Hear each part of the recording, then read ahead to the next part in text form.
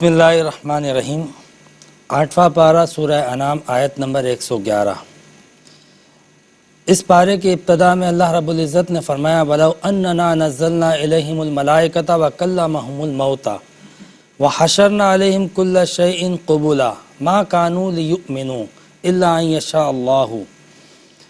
यहाँ पर एक ख़ास रवैया और कुफ़ार की एक ख़ास सिफ़त को ज़िक्र किया गया। एक वो लोग होते हैं जो सवाल करते हैं तफ़हीम के लिए, और एक वो लोग होते हैं जो सवाल करते हैं तरदीद के लिए। कुछ लोग निशानियां देख के मंजिल तक पहुंच जाते हैं और कुछ लोग जो है वो मुसलसल तरदीद करते हैं, और सवाल का मकसद कुछ नहीं होता सिवाय इसके एतराज़ और तनकीद करना। यानी वो ये तय करके बैठे होते हैं कि चाहे हमें किसी भी सवाल का जवाब मिल जाए, दलील मिल जाए, बुरहान मिल जाए, मानना नहीं है। उन लोगों के इस रवैये को अल्लाह रब्बुल इज़्ज़त ने यहाँ पर बयान किया और फरमाया कि वलौ अन्ना नज़्ज़लना इलैहिमुल मलाइका, अगर हम इन पर तमाम के तमाम मलाइका को नाजिल कर दें, हाजिर कर दें इनके सामने, व कल्लमहुमुल मौता, और मुर्दे इनसे बात करने लगे, व हशरना अलैहिम कुल्ल शैइ क़ुबूला, और हम इनके सामने तमाम की तमाम निशानियाँ, हर चीज़ उनके सामने पेश कर दें, मा कानू लियुमिनू, फिर भी ईमान नहीं लाएंगे। यानी जिसने ये तय कर लिया है कि मानना नहीं है, उसको चाहे कितने दलाइल दे दो, कराइन दे दो, निशानियां बता दो, वो नहीं मानेगा। तो यहाँ पे अल्लाह रब्बुल इज़्ज़त ने बताया कि ऐसे लोग कि जो इसलिए सवाल ही नहीं करते कि उन्हें तफ़हीम हासिल हो, हिदायत हासिल हो, उनको फिर उनकी फरमाइश के मुताबिक निशानियाँ देना, जवाब देना, दलाइल देना, इसका कोई फ़ायदा नहीं है। ना उनके सवाल का कोई फ़ायदा है, ना उनको दिए हुए जवाब का कोई फ़ायदा है। तो ऐसे लोगों से बहस ना की जाए। फिर इसके बाद अल्लाह रब्बुल इज़्ज़त ने फरमाया वकज़ालिका जअलना लिकुल्लि नबिय्यिन अदुव्वन शयातीनल इंसि वल जिन्नी। ये बड़ी अच्छी और बड़ी अहम बात बताई गई है कि हमने इसी तरह हर नबी के लिए दुश्मन बनाए हैं जिन और इंस में से शयातीन यानी नाफरमान। यानी कोई नबी ऐसा नहीं गुजरा कि जिसके दुश्मन और मुखालफिन ना हो। इसलिए कि अंबिया कराम जब आते हैं तो उनकी दावत सच्चाई की होती है, उनका पैगाम हक़ और सदाकत और रास्ती का होता है। तो जब वो सच्चाई की दावत देने के लिए आते हैं और उनका मकसद ये होता है कि सच्चाई को आम करें, तो कुछ लोग वो भी होते हैं जो गुमराहियत और झूठ के ठेकेदार होते हैं। तो इसलिए उनके उस मिशन और मकसद पर ठेस लगती है। पॉसिबल नहीं है कि कोई शख्स सच्चाई की दावत दे रहा हो और उसका एक भी मुखालिफ ना हो, ये मुमकिन नहीं है। ये तो तब ही हो सकता है कि जब कोई शख्स दावत देते हुए उन लोगों की रियायत करें जो बातिल है। अगर बातिल की रियायत की जाएगी तो मुखालफत नहीं करेंगे, लेकिन अगर कोई शख्स हक और सच को बेबाक होकर पेश करता है तो बिल्कुल इसी तरह जो गुमराहियत के ठेकेदार है उनको ठेस पहुँचेगी, मुखालफत करेंगे, ये बात तय है। तो अल्लाह रब्बुल इज़्ज़त ने फरमाया वकज़ालिका जअलना लिकुल्लि नबिय्यिन अदुव्वन शयातीनल इंसि वल जिन्नी। इंस में से भी नाफरमान लोग दुश्मनी करते हैं, जिन में से भी करते हैं। आदम अलैहिस्सलाम के मुकाबले में शैतान आया जो जिन्नात में से था। हज़रत नूह अलैहिस्सलाम के मुकाबले में मुतकब्बिरीन आए। इसी तरीके से हज़रत शुएब अलैहिस्सलाम के मुकाबले में मुख्तलिफ जब्बार आए। इसी तरीके से आप देखें कि हज़रत इब्राहीम अलैहिस्सलाम के मुकाबले में नमरूद आया, हज़रत मूसा अलैहिस्सलाम के मुकाबले में फ़िरौन आया, नबी पाक सल्लल्लाहु अलैहि वसल्लम के सामने अबू जहल आया, ये कौन थे? अबू लहब आया, ये कौन था? उतबा आया, ये कौन था? ये सारे वो शयातीनुल इंस थे। ये वो नाफरमान लोग थे जिन्होंने बाकायदा उनके मिशन पर, उनके मकसद पे जद पड़ी तो वो अदुव्वन और दुश्मन बन गए। तो ये बात तय है कि जब इसमें एक तरह का मैसेज भी है, कोई शख्स, कोई मुबल्लिग अगर नेकी की दावत देता है तो अगर रुकावट आती है, कोई दुश्मनी करता है, अदावत करता है, तो इसका मतलब है कि वो सच्चाई की दावत दे रहा है। इसमें बाकायदा ये एक निशानी है। अल्लाह रब्बुल इज़्ज़त ने फरमाया कि इन लोगों का काम यह है कि यूही बादुहुम इला बादिन ज़ुख़रुफ़ल क़ौलि गुरूरा, कि ये करते क्या हैं कि आपस में एक दूसरे को सरगोशी करते हैं उस नबी और उस हादी के मुतालिक, और उसके ख़िलाफ़ प्रोपेगेंडा करते हैं, उसके ख़िलाफ़ चारों तरफ से एक मनफी तासुर पैदा करने की कोशिश करते हैं और लोगों को धोखा देने की कोशिश करते हैं।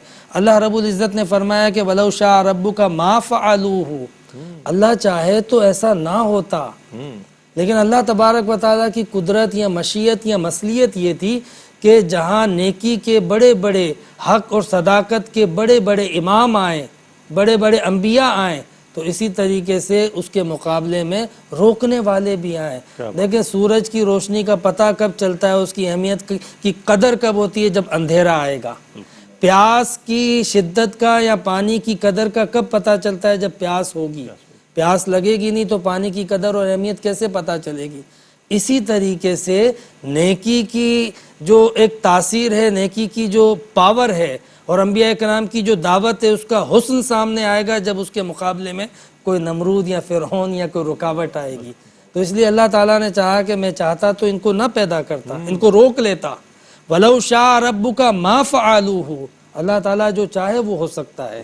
اللہ رب العزت نے فرمایا حضور علیہ السلام سے فَذَرْهُمْ وَمَا يَفْتَرُونَ، آپ انہیں ان کے حال پہ چھوڑ دیں، جس گمراہیت میں یہ مبتلا ہیں، جس بناوٹ میں مبتلا ہیں، ان کو ان کے حال پر چھوڑ دیں.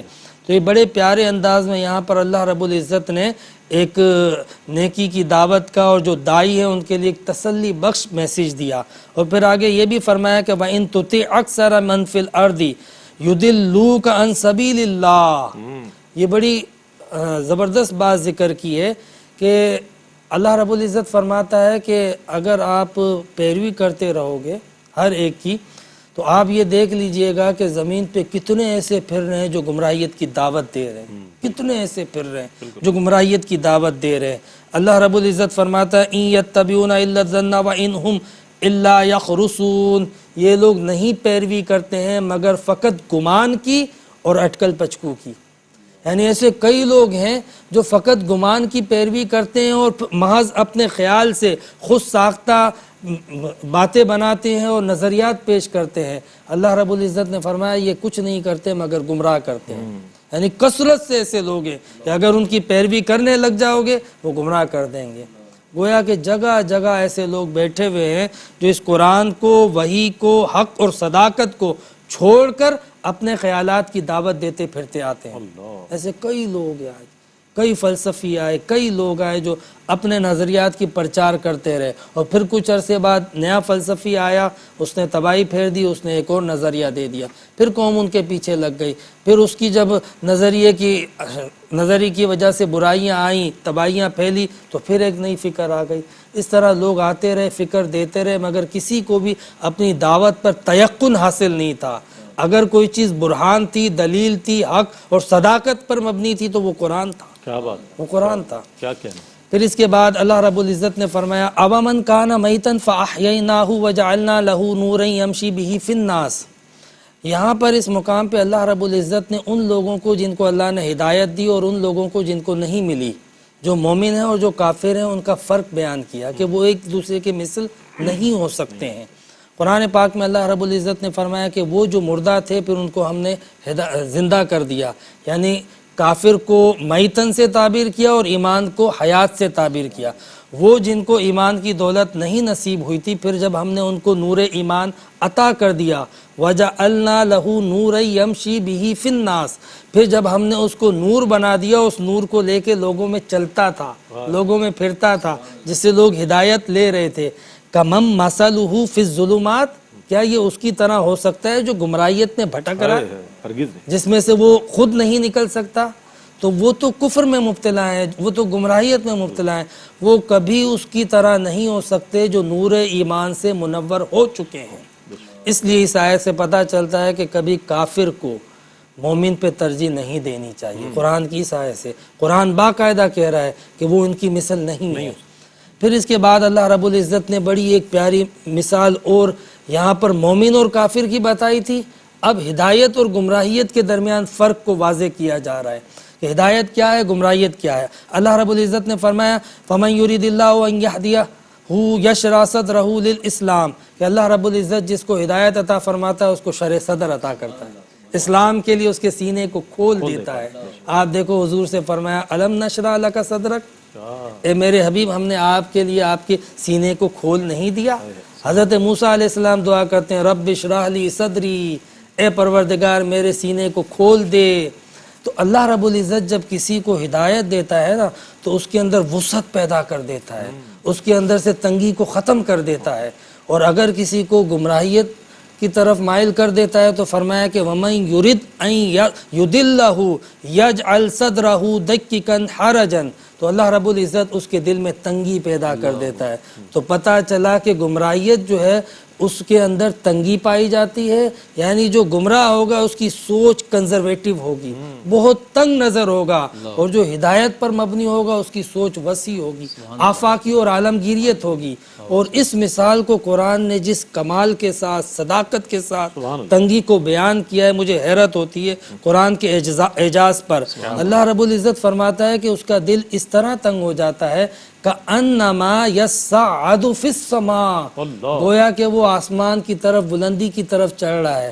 رئیس بھائی آپ نے بھی بلندی کی طرف سفر کیا ہے جہاز میں، جتنا آپ بلند ہوتے جائیں گے آکسیجن کم ہوتی جائے گی اور آپ کو باقاعدہ آکسیجن کی ضرورت پڑے گی۔ بالکل اسی طرح بندہ جب گمراہیت کی طرف جاتا ہے اس کا دل تنگ ہو جاتا ہے، تنگ ہو جاتا ہے۔ جس طرح بلندی کی طرف جاتے جاتے جاتے جاتے آکسیجن کم ہو جاتی ہے، اس طرح گمراہ شخص کی پہچان یہ ہے کہ اس کی سوچ، اس کی فکر، اس کا عمل، اس کا زاویہ نگاہ تنگ ہو جاتا ہے، وہ تنگ نظر ہو جاتے ہیں۔ یہی وجہ ہے کہ اسلام کی تعلیمات بہت زیادہ واضح ہیں، بہت زیادہ کمپریہنسو ہیں، بہت زیادہ وسعت کے ساتھ ہیں، لچک کے ساتھ ہیں، فلیکسیبل ہیں، کیونکہ اسلام جو ہے وہ ہدایت کی بات کرتا ہے، اسلام فطرت کی بات کرتا ہے۔ اللہ رب العزت سے دعا کرے کہ اللہ رب العزت ہم نے جو کچھ بھی سنا اس پہ عمل کرنے کی توفیق عطا فرمائے۔ وآخر دعوانا الحمدللہ رب العالمین۔